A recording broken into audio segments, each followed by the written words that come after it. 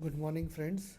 Today we will discuss about the excitation of the heart and the cardiac cycle.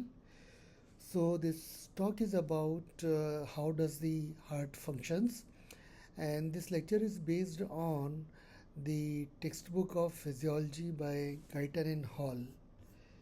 So in this lecture we are going to discuss the mechanism by which the heart functions. So we all know that heart beats. So what are the mechanisms that lead to the beating of the heart? Then we all know that the heart beats because of the electrical impulses. So we will talk about how does these electrical impulses they generate and how do they propagate inside the heart. And finally, when the heart beats, so the from one beat to the next beat, the blood which is pumped out and the blood which comes inside the heart. So this is known as cardiac cycle, and this can be divided into various phases. So we will discuss about that. But before we start about the cardiac functioning, let's try to recap the basics of the heart. So we will try. We are discussing the anatomy of the heart. So I hope that all of you know that heart has four chambers, two atrias, and two ventricles. Right-sided heart gets the deoxygenated blood from the system and sends to the lungs through the pulmonary arteries, and from the lungs the blood gets oxygenated and it comes back to the left side of the heart. So it comes in the left atrium, which is then pumped into the left ventricle, and from the left ventricle it goes to the whole of the body through the aorta, and aorta has multiple small branches. So but we'll not go into the detail of that. So these are the basics. And then we all should all know that heart is having certain valves. So between the atria and the ventricle we have the tricuspid and the bicuspid valves, and at the base of the pulmonary trunk and the aorta we have semilunar valves. If we look at the cross-sectional wall of the heart, so it can be divided into it's basically the myocardium. Myo is the muscle and cardium is the heart, so it is the muscular part of the heart. Inside the myocardium we have endocardium, which is a thin layer, it's a membranous layer, and outside the myocardium we have pericardium. So the pericardium has a pericardial sac or pericardial cavity, and then one membrane of the pericardium which is close to the heart, it is known as the visceral pericardium, and second one is known as the parietal pericardium. So in this slide you can see that the muscles of the heart they are arranged differently. So you can see that the muscles of the atria they are arranged in transverse manner. So whenever they contract, so the atria gets a concentric contraction, and on the other hand if you see the arrangement of the muscle fibers of the ventricle, you would find that the subepicardial layer is arranged in the left spiral, and the subendocardial layer which is inside it is arranged in the right spiral. So what happens, this helps the ventricles to contract in such a manner that when they contract, the apex of the heart goes close to the base of the heart, so it is pushed backward, and that leads to the emptying of the ventricles. Now we discussed about the cardiac valves. So we discussed that between the atria and the ventricle we have tricuspid and the bicuspid valve. So tricuspid valve is known as tricuspid because it has three cusps, and the bicuspid valve is known as bicuspid because it has two cusps. So tricuspid valve is present between the right atrium and the right ventricle, and the bicuspid valve is present between the left atrium and the left ventricle. At the root of the pulmonary trunk and the aorta we have semilunar valves which all have three leaflets. But these valves are not similar, they have some differences. For example, atrioventricular valves, that means the tricuspid and the bicuspid valves, they have attachment to the myocardium through the chorda tendini, which are then attached to the papillary muscles. And during the systole, the pressure increases inside the ventricle, and these valves are pushed upwards inside the atrial cavity, and then they close. But their closure is soft because they are thin compared to the semilunar valves. On the other hand, the aortic valve and the pulmonary valve or the semilunar valve, they do not have any chorda tendini attached to them, as you can see here.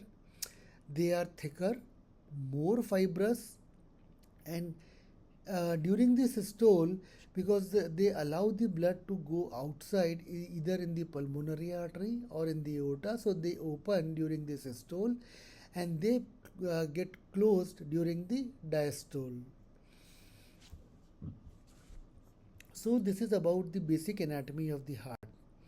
Now, before we start understanding the generation of impulses, it is important to recap that all the cell membranes in the body, uh, they are having the resting membrane potential, and this potential is generated because of the differential concentration of the ions across the cell membrane. So as you can see here in the extracellular membrane, we have sodium and the chloride which are in abundance, and inside the cell we have the potassium in abundance, but the sodium and chloride are lesser. So what happens because of the lesser concentration of the potassium ion inside the cell membrane, so there is lesser of the positivity inside the cell membrane, and that is the reason the inside of the cell membrane is relatively negative compared to the outside of the cell membrane, and that give rise to a membrane potential that is known as resting membrane potential. And what happens whenever there is an impulse, so that impulse actually opens multiple channels which are present in the cell membrane, so that leads to the transfer of the ion from the outside to the inside, and then from the inside to the outside. So that leads to change in the membrane potential, and it is then perceived as the action potential. But this is just a recap, and we will not go into the detail of that. Similarly, before we understand the functioning of the heart, it is important to understand how does the muscles contract. So what happens, the nerve impulse comes to the motor end plate. Here the acetylcholine is released, which then opens the channels inside the cell membrane of the muscle fibers. Now these action potential, it reaches the T tubules, and these T tubules, they are attached with the sarcoplasmic reticulum, and this sarcoplasmic reticulum has abundance of the calcium ions.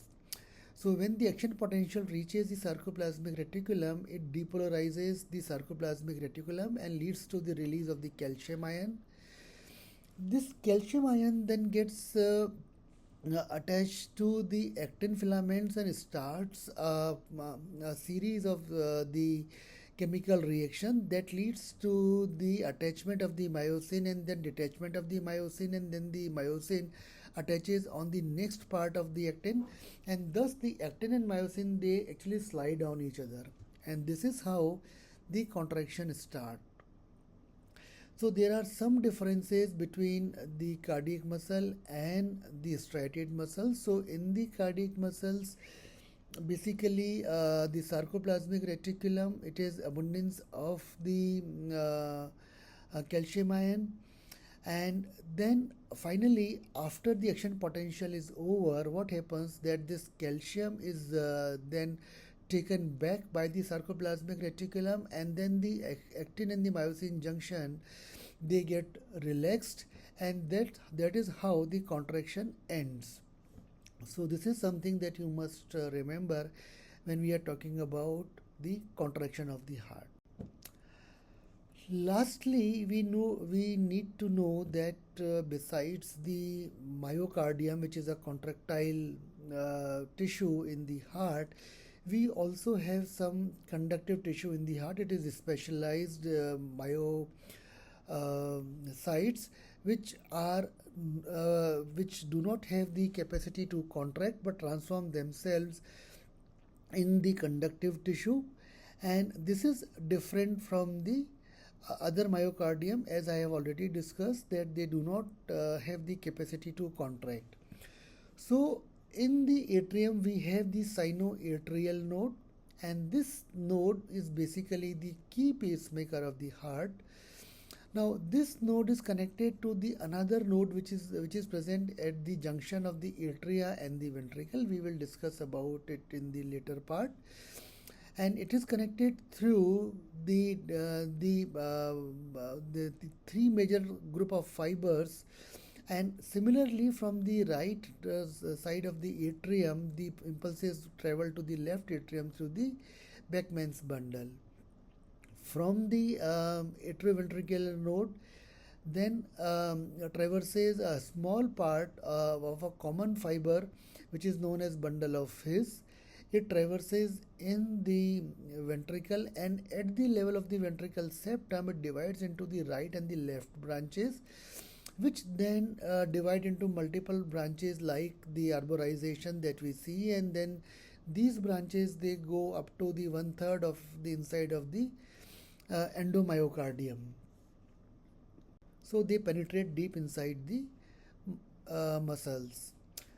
Now, when we look at the differences between the conductive tissue and the myocardium, you would find that they are not similar.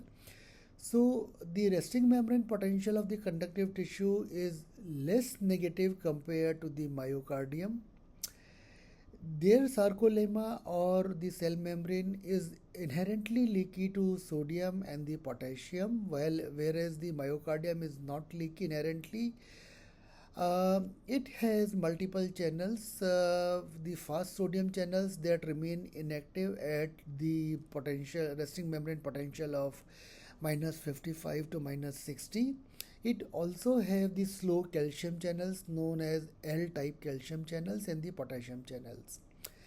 As we discussed, they do not have the capacity to contract, and their action potential is slow to rise and slow to fall. On the other hand, myocardium has the fast sodium channels as well as the slow calcium channels and the potassium channels. They are able to contract, and if we look at their action potential, it rises steeply, then it follows a plateau followed by a rapid fall. So let's discuss about the uh, tissue that helps in conduction and generation of impulse in the heart. As we have already discussed, the impulse are primarily generated in the sinoatrial node. Sinoatrial node is present at the lateral wall of the junction of the superior vena cava and the right atrium. And this tissue is around 3 into 15 into 1 mm in diameter. It is in direct connection with the atrial muscles, and they have leaky sodium channels. So what happens, because of the leaky sodium channels, the sodium moves inside the cell membrane, and that actually increases the resting membrane potential. When the resting membrane potential reaches to around -40, the voltage gated slow calcium channels they open, and the calcium starts entering inside the cell. That further changes the the membrane potential, and it becomes more positive. And once it reaches to the plus 20 millivolt, then what happens, the voltage gated calcium channels they open, and they allow the potassium to move outside the cell. At the same time, the calcium channels they close, So with the movement of the positivity outside the cell, the membrane potential again falls back, and when it reaches to minus 40, voltage gated potassium channel they start closing, but still they are slow to close, so it further falls a bit, and then when it reaches to the level of minus 60, the cycle repeats itself. So this is how we see that the leaky sodium channels, they allow the generation of the impulses in the heart, and this is an automatic process. So this sinoatrial node acts as a pacemaker of the heart, and that leads to the rhythmic self excitation. So from the sinoatrial node, we have the different kinds of fibers which connect the AV node present at the AV junction with the SA node. So we have three major fibers. One is the anterior, middle, and the posterior, and the we also have the Beckmann's bundle that actually conveys impulse from the right atrium to the left atrium. Uh, Usually, the conduction of impulses from SA node to AV node is usually one-sided. So that means the impulses start in the SA node and they move towards the atrioventricular node. If we look at the atrioventricular node, it is present in the posterior wall of the right atrium at the junction of the atria and the ventricle. It is designed to slow down the impulses. So SA node usually have a basic frequency of around 60 to 80 per minute. So node and its adjacent fibers, they are slightly resistant to the change in the membrane potential, and that leads to the slowing of the impulses. So impulse travels from the sinoatrial node to the AV node in 0.03 second. AV node by itself, it delays the transmission of impulses by 0.09 second, and from the AV node to the ventricular fibers, that means this part, the impulses take another 0.04 second to transmit. So from the AV node to the bundle of His, impulses they reach in 0.03 plus 0.09, that is 0.12, plus 0.04, that is 0.16 second. And as I discussed that the slowing of the impulses occurs because of the basic electrical property of the tissue, and this tissue has lesser number of the gap junction in the adjacent cell, so that slows the transmission of impulses from one cell to the other cell.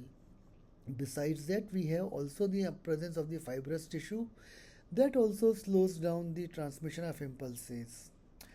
This, these fibers are arranged in such a manner that in normal conditions they allow only one-way communication of impulses from AV node to the bundle of His. If we look at the ventricular conduction system, we know that we have a common part of the fiber which is known as bundle of His. It is 5 to 15 mm long before it divides into the right and the left branches, and then it further arborizes. It lies just beneath the endocardium, and as we have already discussed, that it penetrates the one-third of the myocardium. Uh, the impulses they travel at the rate of 1.5 to 4 meters per second, and the transmission is speed in the conductive tissue is almost 6 times that of ventricular contractile myocardium. This is because this conductive tissue has higher number of gap junctions, and it takes only 0.03 second from the impulses to start from here and to reach to the end, so that all the ventricle, the whole of the ventricle, they get depolarized. Now you need to understand that almost synchronous depolarization of the ventricular muscle is important for the the simultaneous contraction all of the muscle fibers of the ventricle, so that the heart can generate the maximal pressure to push the blood outside of the ventricle. When we talk about the activation of the ventricular myocardium, so we have already discussed that the myocardium is arranged into two different spirals. So that means the when the impulses are transmitted between the conductive tissue of the heart, that is the Purkinje fibers, and the cardiac myocardium, they do not travel in a radial fashion towards the epicardium, but they move along the direction of the myocardium, so they move in the spiral direction and they become angulated towards the surface as they reach to the apex. It needs another 0.03 second. So total travel time from branching to the subepicardial myocardium is around 0.06 second. So you can see here that within the 0.06 second, whole of the cardiac musculature of the ventricle, it becomes depolarized and it contracts. So that results in the effective pumping of the heart from the ventricles. So this slide shows the total conduction time. So here you can see from the SA node to AV node, it takes around 0.03 second. AV node delays it for 0.09 seconds. AV to the ventricular system takes another 0.04 seconds. So total time taken from SA node to the ventricular system is 0.016 second.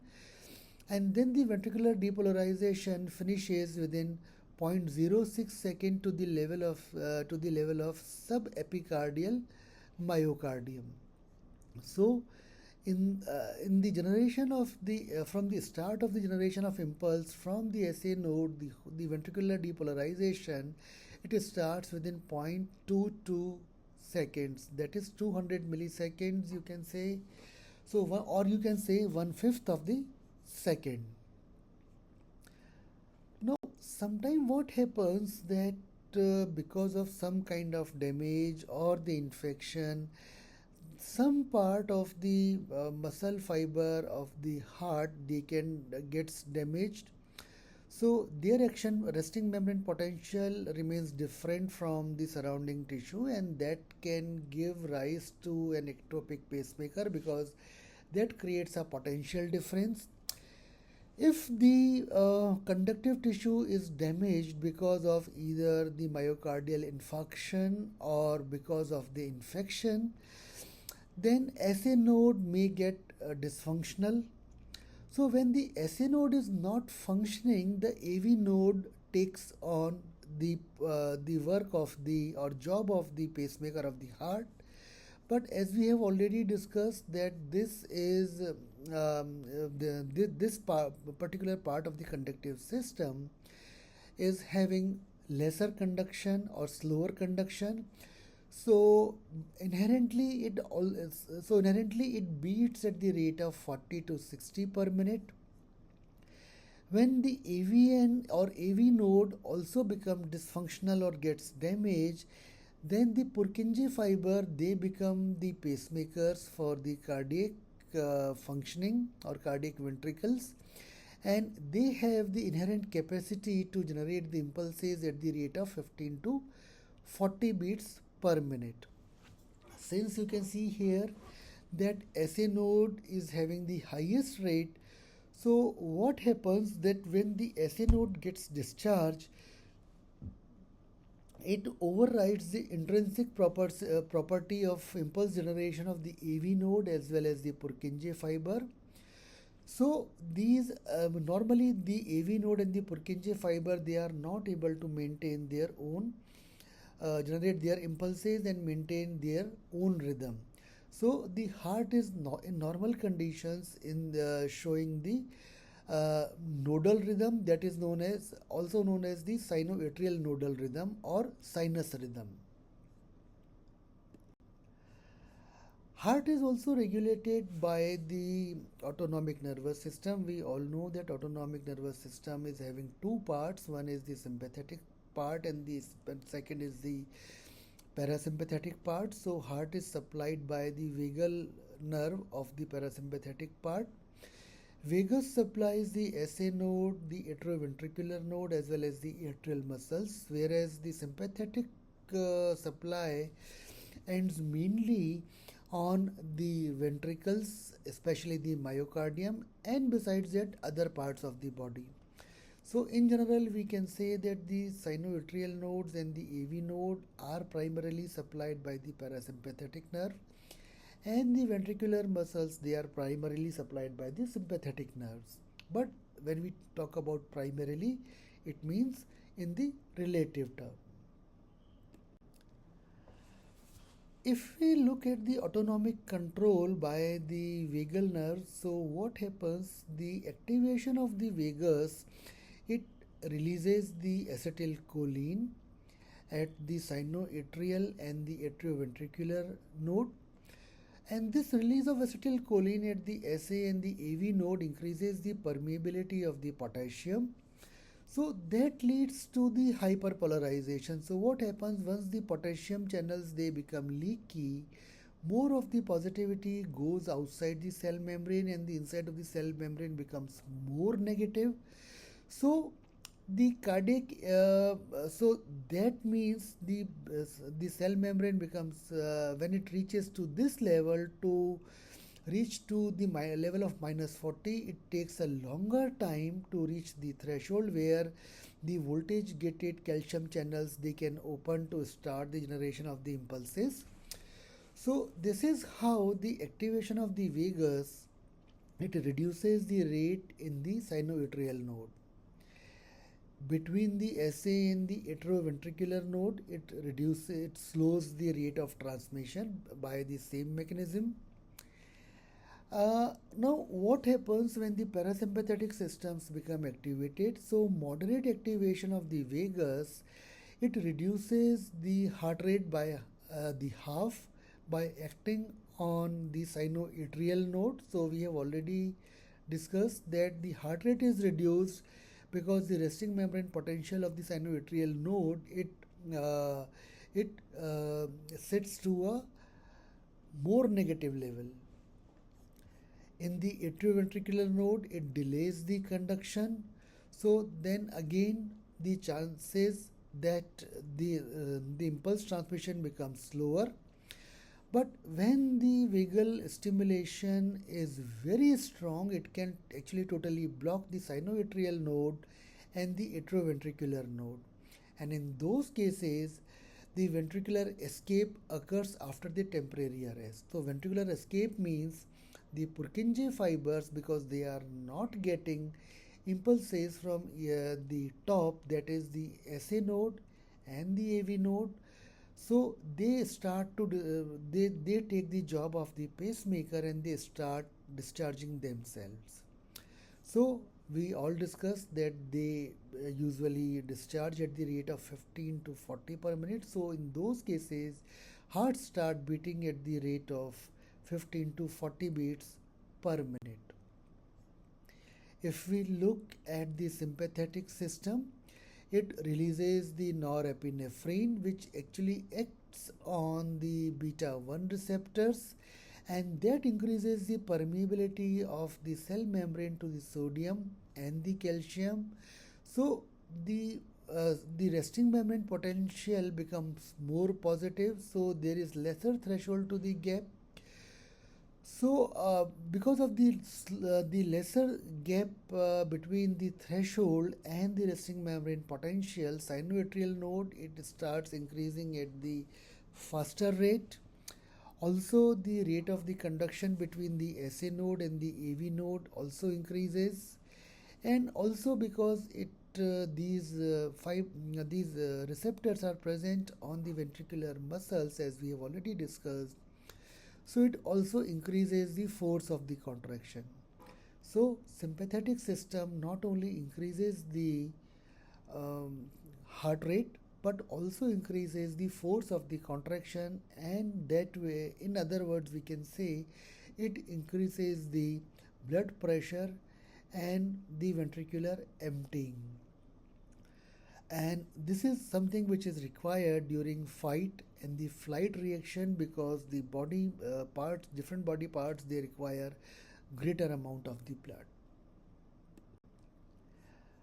uh, we have discussed that the myocardium is slightly different from the skeletal muscles, though both the muscles are striated, but the myocardium is arranged in a lattice. So you can see here like this branching, and at the junction of the two cells we can see that this is having intercalated disc, which actually has multiple gap junctions. So these gap junction allows the fast transmission of impulses from this cell to the another cell.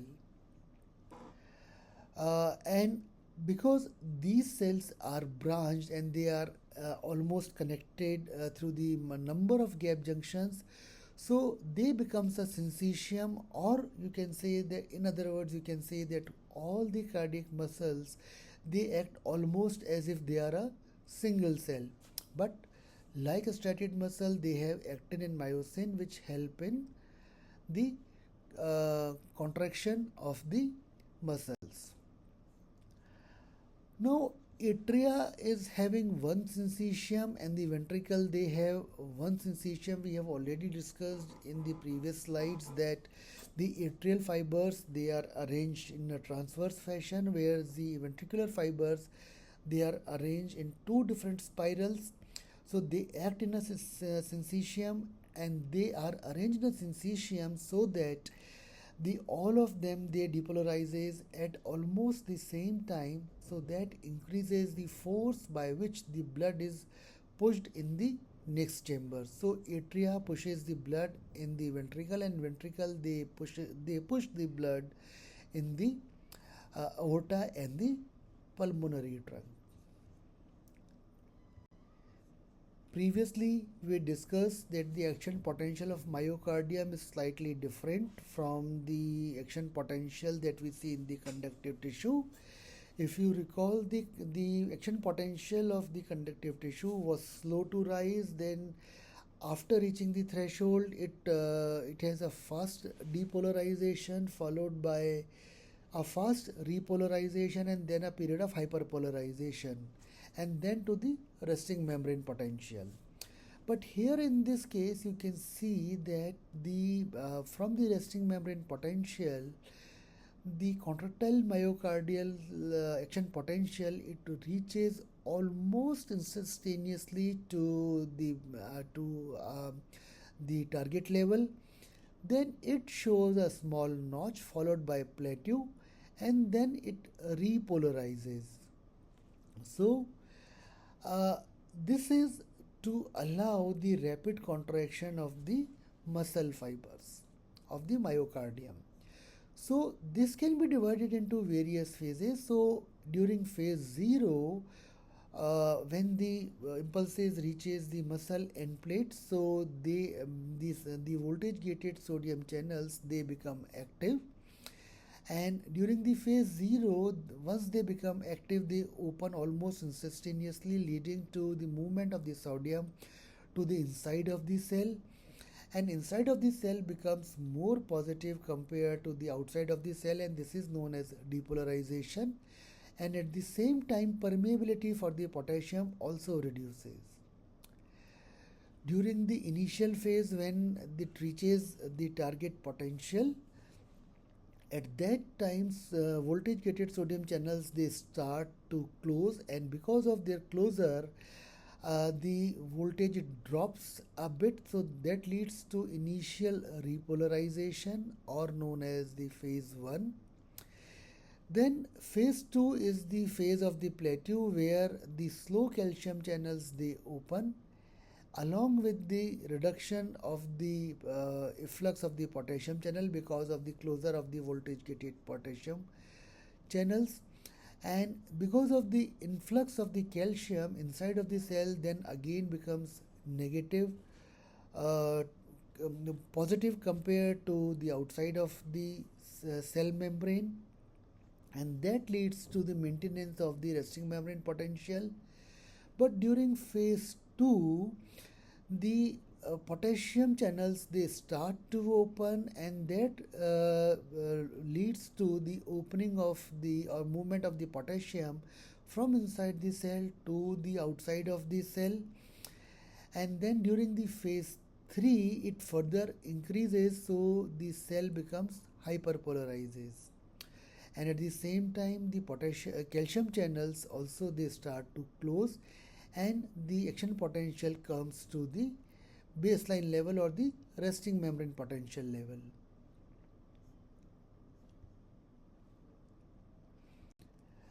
The myocardium shows the refractory period during which even if the another action potential or the another stimulation is given, the cells will not develop the action potential. So this refractory period for the atrium is around 0.15 second, and for the ventricular myofibrils or the absolute refractory period is around zero point 0.3 second, and after that it also has a relative refractory period of 0.05 second during which only the suprathreshold stimulus can generate the action potential in the cardiac muscles. Plateau is important because it allows the entry of the calcium inside the cell, and it allows the contraction for a prolonged period so that the blood can be emptied or transferred to the next chamber. If we look at the excitation contraction coupling, so what happens this when the action potential reaches to the cell membrane, so they becomes depolarized. They so at that depolarization the calcium channels they open, but here it is important to remember that the sarcoplasmic reticulum or the endoplasmic reticulum of the cardiac muscle cells is lesser developed and does not store enough calcium which can allow the proper contraction to take place in the cardiac muscle. So we require the calcium from the outside extracellular fluid, which is and these T tubules they are in touch with the or they are in contact with the extracellular fluid. So during the contraction of the cardiac muscles, the extracellular calcium is also transferred inside the cell. uh, T tubules of the myocardium, because they have to supply the calcium from the extracellular fluid, so they are actually of greater volume than that of the T tubules of the skeletal muscles.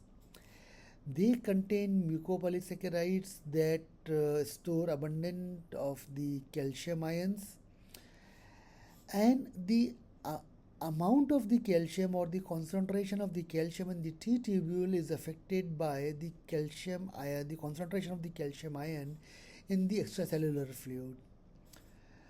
When the contraction ends, the calcium is then taken up by the sarcoplasmic reticulum, or it is being transported back to the extracellular fluid through the to the sodium calcium pump, and sodium is also pushed outside the cell through the sodium potassium ATPase pump.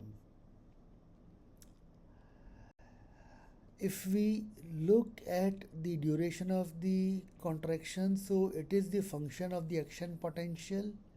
So in the atrium it is around 0.2 second, and the Duration of contraction for the ventricle is around 0.3 second, as you can see here. After the understanding of how does the cardiac impulse they generate and they propagate, we need to understand how does the heart beat. So from one beat to the subsequent beat, whatever happens inside the heart, these different kind of physiological events are known as cardiac cycle.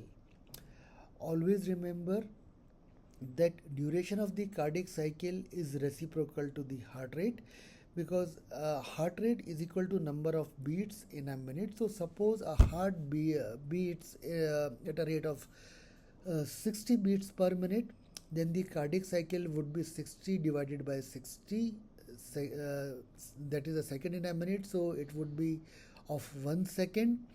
But if the heart rate increases by the 80, so the cardiac cycle would become 60 divided by 80, so that means of a shorter duration.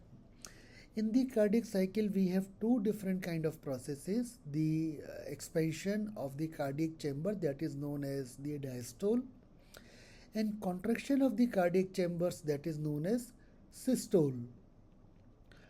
Also remember that whenever there is an increase in the heart rate, so the period of systole does not reduce. Only the period of the diastole, it reduces, and in other words we can say that the time given for the blood to enter in the heart, it gets reduced with the increased heart rate. So though the heart rate increases, the volume of the blood that is reaching in the heart, it reduces with the increase in the heart rate. This graph shows the graphical representation of the cardiac cycle along with the electrocardiogram, and this shows the sounds of the different valves. So this is known as, because this is a sound, so this is known as phonocardiogram.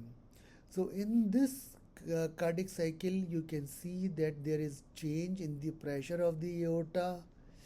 There is a rhythmic change in the pressure of the ventricle, denoted by this blue line. There is slight change in the pressure of the atrium along the cardiac cycle. So you have a graph showing the atrial pressure. Similarly, the ventricular volume also changes. So you have a line representing the ventricle volume in the different parts of the cardiac cycle. You have the ECG. So in the ECG, this is known as the P wave, this is known as the QRS complex, and this is known as the T wave. So this P wave represents the atrial systole, QRS complex represents the ventricular systole, and the T wave represents the ventricular diastole or the ventricular repolarization. So this is atrial depolarization, this is ventricular depolarization. Atrial repolarization wave is small, so it gets embedded into the QRS complex. And similarly here also you can see that whenever there is the ventricular depolarization, so that increases the pressure inside the ventricle, and that closes some of the valves, mainly the tricuspid and bicuspid valves. So you get a sound in the phonocardiogram, and at the same time, whenever there is a relaxation of the or the repolarization of the ventricle, so that closes the semilunar valve, that also create a sound. So that is known as the second sound of the on the phonocardiogram. So we will discuss each function of the different cycles of the heart that take place in sequence and try to understand what happens in the cardiac cycle. So what happens if you pay attention to the atrial cycle here? you would find that the atrial pressure it changes in the different parts of the cardiac cycle. But always remember that whenever the transfer of the blood from the atria to ventricle is mostly passive. So 80% of the blood it actually flows from the atria to the ventricle when the ventricles when the AV wall is open. So 80% of the blood which is coming from the superior vena cava and the inferior vena cava or from the pulmonary vein, um, it is transferred to the respective ventricles, the right and the left, passively, and the contraction of the atrium it adds to push only the 20% of the remaining blood volume. In other words, what you can say that even if the atria becomes dysfunctional, the cardiac functioning does not change much. So, two of the dysfunctions that we can talk about in the atrium are the atrial fibrillation, where different parts of the atrial walls they contract at different times. So that does not allow the synchronous contraction of the atria. So there is no change in the atrial diameter during depolarization, and there is no pushing of the blood from the atrium to the ventricle. And second pathology that we see is the atrial flutter. So atrial during the atrial flutter, the atria they contract at a faster rate in an asynchronous manner, but this rhythm is not transferred to the ventricles. So in these two conditions, even if they occur, the most of the blood is getting transferred to the ventricle, and the output of the heart does not change. Now here you are seeing the A wave of the atrial pressure. So it occurs because of the contraction of the atria. During the contraction of the atria, the pressure of the right atrium it increases by 4 to 6 mmHg, and in the left atrium it increases by the 7 millimeters of the mercury.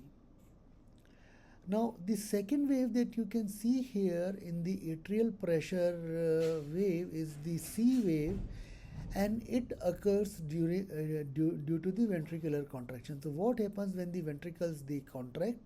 These AV walls, that is the tricuspid and bicuspid wall, they are getting back pushed inside the atrial cavity.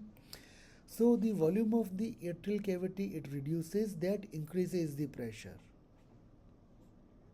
So that generates the C wave of the atrial pressure curve. And when the AV walls are closed and the blood is now getting from the superior vena cava and inferior vena cava in the right atrium and from the pulmonary veins in the left atrium. So at that time, because the AV walls are closed, so the pressure further increases, and this is represented as the V wave. So here you can see the A wave, it is shorter in duration because it is because of the atrial contraction, and we have already discussed that the atrial contraction takes around 0.2 seconds. Then we have a C wave which occurs because of the pushing back of the AV walls in the atria. So they push in a suddenly because during the closure. So that also increases the pressure suddenly. But the blood from the vena cava, the veins in the right atrium and the left atrium, it actually increases the pressure gradually, and that is the reason the V wave is gradual in the increment or in the rise. After the ventricular contraction, the ventricles they become dilated. So this is known as the diastole. So here you have to pay attention to this blue line. So during first 1/3 of the diastole, what happens? The AV valves open and the blood actually goes inside the ventricle, and most of the blood goes during this time So this is known as the period of rapid filling. After that, there is a period known as diastasis, during which there is a very small amount of the blood flows. So here you can see the ventricular pressure, ventricular volume, it increases suddenly during the period of rapid filling, almost remain the same with very slight increase during the diastasis, and after that the atrial contraction starts, so that pushes extra 20% of the blood in the ventricle, and then because of that that part, the again the ventricular volume rises further. So in the ventricular volume during the diastole, we have three different phases. One is the period of rapid filling, then the diastole, and the atrial systole. And you can see the third phase is coincidental with the atrial contraction.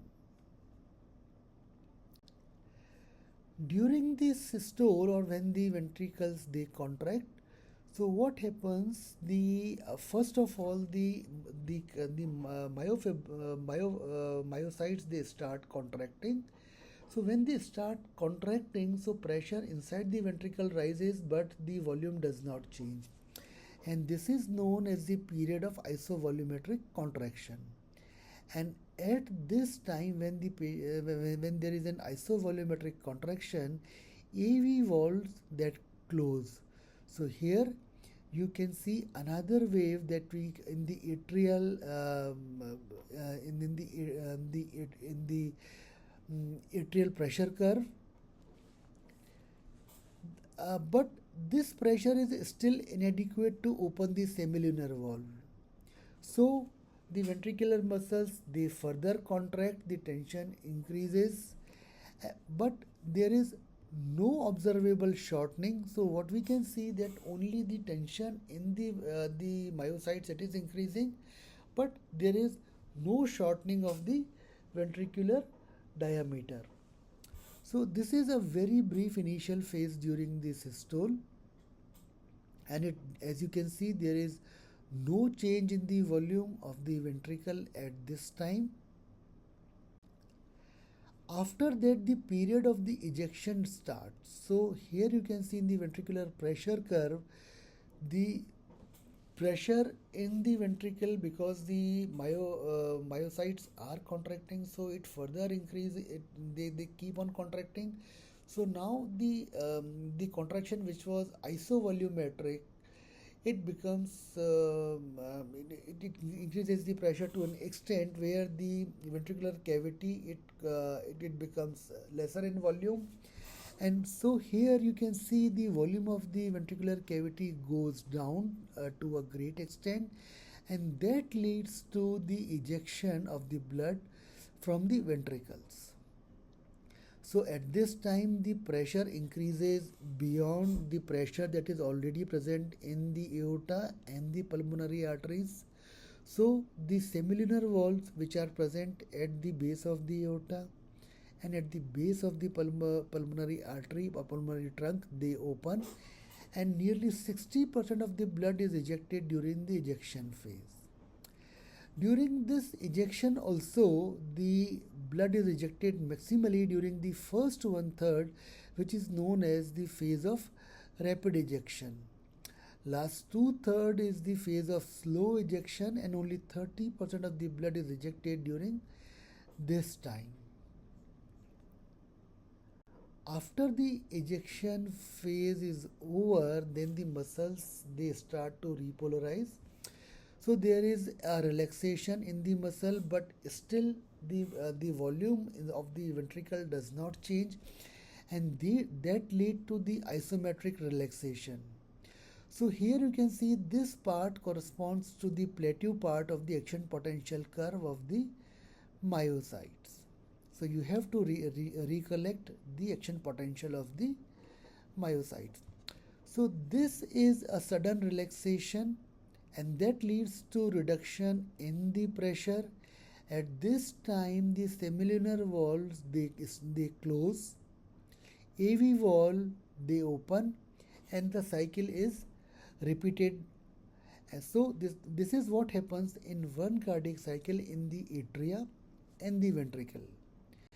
Now have a look at the aorta. So in the aorta, what happens during the ejection? The pressure rises, and when the ventricle it reaches to the phase of the isovolumetric relaxation. So at that time, the blood flow from the ventricle it reduces.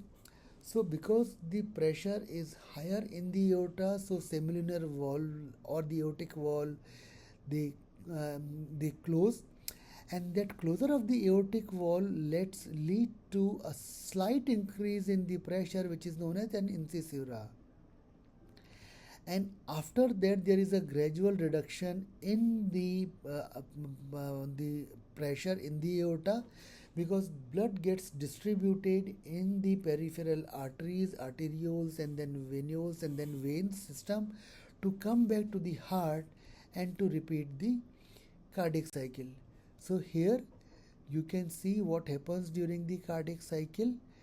There is the ventricular filling. After that, there is an atrial contraction. Then there is a phase of isovolumetric contraction. Then there is an ejection phase from the ventricle. Then there is a phase of isovolumetric relaxation, and at that time, just after that, the ventricular refilling it starts. So this is known as one cardiac cycle that you need to understand. Now, because of the difference in cardiac cycle, there are certain volumes that we measure. So, end diastolic volume of the ventricle is around 100 to 120 milliliters.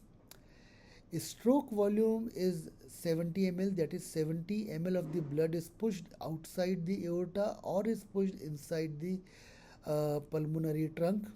So after this systole, 50 ml of the blood it remains in the ventricle after every cardiac cycle. So the amount of the blood that is pushed outside in one systole is known as the ejection fraction. So ejection fraction becomes 70 out of around 110. So that becomes the 60%, which is the normal ejection fraction of the heart.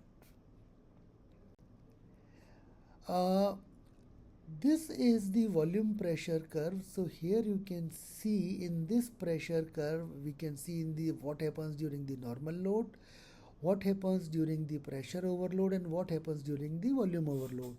So first pay attention what happens during the normal load, that is this green part. So what happens during the initial part of the contraction or the filling, the mitral wall they open. So here it starts the end systolic volume, and when the blood reaches to the ventricle, that is the diastole, the mitral wall it closes at this part. So this is known as the end diastolic volume, and we all know the end diastolic volume is around 100 to 120 ml. After that, there is a period of rapid ejection, as you can see here. So this is the part of the isovolumetric contraction, during which the tension rises. The ejection phase also starts, the aortic valve open, and the blood is the ejection phase continues. So blood is pushed outside from the ventricle into the aorta. Finally, there is a period of isovolumetric relaxation where the aortic valve closes, and the the cavity also reaches to the end systolic volume. So what happens that sometimes when there is a volume overload, here you can see in the blue part that during the volume overload the end diastolic volume rises, but the overall area under the curve also rises. So that shows that there is increase in the cardiac work. During pressure overload, here you can see during at the marked by the red line, the pressure increases, so there is an concentric hypertrophy of the heart. Okay, so this is what is known as the volume pressure curve. Uh,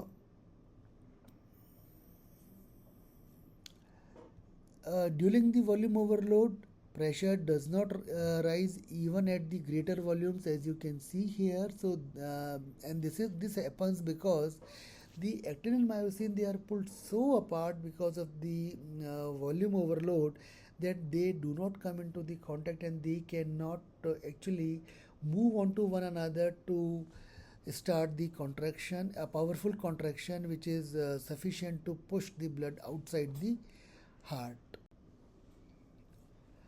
Now, in addition to the cardiac cycle, you need to understand the two concepts. One is the preload and the afterload.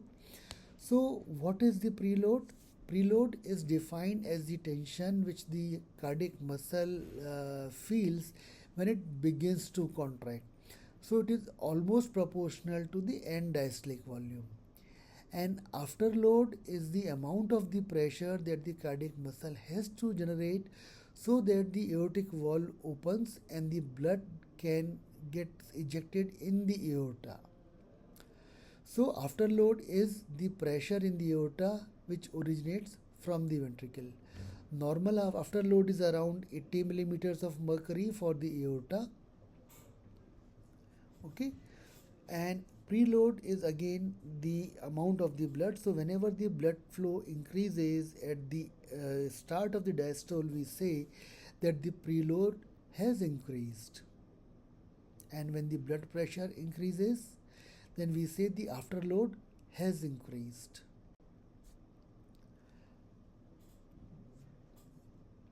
Now, pumping of the heart is regulated by two different factors. One is the intrinsic factor, and second is the autonomic nervous system. We have already discussed that the volume of the blood in the heart, it acts as an intrinsic factor.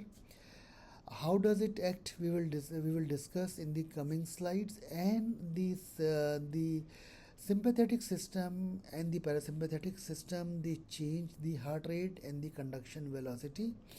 In addition, the sympathetic system also changes the contractile strength of the cardiac muscles. So these two factors together affect the regulation of the pumping of the heart. Now first let's discuss about the intrinsic factors that affect the regulation of the pumping. First is the venous return. So greater is the preload or the venous return, greater is the stretch to what. So what happens here in the in this atrioventricular pressure curve, you can see here that as the atrial pressure rises, to some extent increase in the atrial pressure, there is a rise in the ventricular output, but after that it becomes almost stable, or it plateaus. So this occurs because of the Frank-Starling law. So what does this law says? This law says that greater is the stretch on the myocardium. So greater is the difference between the actin and myosin. So they have a greater distance to move onto one another, and that increases the pressure and the output from the ventricle. So atrial stretch, whenever it occurs, it supplies 10 to 20% of the more blood, and in addition to that, there occurs a Bainbridge reflex which increases the heart rate. So this we will discuss in the subsequent lectures. What is Bainbridge reflex? That also increases the that Bainbridge reflex occurs because of the atrial stretch.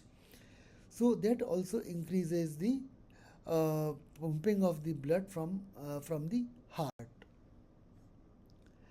We have already discussed that sympathetic system, it increases the heart rate because it reduces the threshold and also increases the contractility. On the other hand, parasympathetic system, it reduces the heart rate as well as it reduces the contractility. So here you can see that for a given right atrial pressure, this is the normal function. During the sympathetic stimulation, the cardiac output increases almost two folds to three folds, and during the parasympathetic stimulation, it reduces to nearly half. Uh, Regulation of pumping occurs because of the multiple ionic changes in the extracellular fluid. We already discussed that the cardiac sarcolemma is connected through the extracellular fluid through the T tubules. So, whenever there is an hyperkalemia or increase in the potassium in the extracellular fluid, so that reduces the resting membrane potential and the threshold actually increases because the more positivity outside the cardiac cell membrane, so the threshold for the discharge it increases. Similarly, the hyperkalemia also blocks the conduction from the sinoatrial node to the atrioventricular node, so it slows down the heart rate, and when the potassium rises beyond a certain period, that almost leads to no generation of impulses in the conductive tissues, and that leads to cardiac arrest. On the other hand, the increase in the calcium in the extracellular fluid actually increases the calcium to such a great extent that the cardiac muscle reaches to a state of tetany and there is an spastic contraction. Body temperature increases the permeability of the sarcolemma to different ions. So that leads to the self excitation, that leads to the increase in the heart rate through the activation of the conductive tissue, and the contractile force is also increased, so there is increased force of contraction, so blood pressure also rises whenever we experience fever. Arterial pressure during the normal range does not affect the cardiac output, but yes, when it reaches beyond a normal limit, the cardiac output it actually reduces. Okay, so this is something that you need to remember. So, in summary, what we can say that heart has its own conductive system because it has a pacemaker. Primary pacemaker is sinoatrial node. From impulses from the sinoatrial node, they override the impulses from the AV node and the Purkinje fibers. Uh, from one beat to another beat, whatever physiological actions they take place or the events they take place inside the heart, they are known as cardiac cycle. As the heart rate increases, the duration of cardiac cycle reduces, and the pumping of the heart depends upon a number of factors that include the sympathetic and the parasympathetic activation, ion concentration in the extracellular fluid, the body temperature, as well as the preload and the afterload. Hope you have understood, and if there are any questions, I'll be happy to answer. Thank you very much.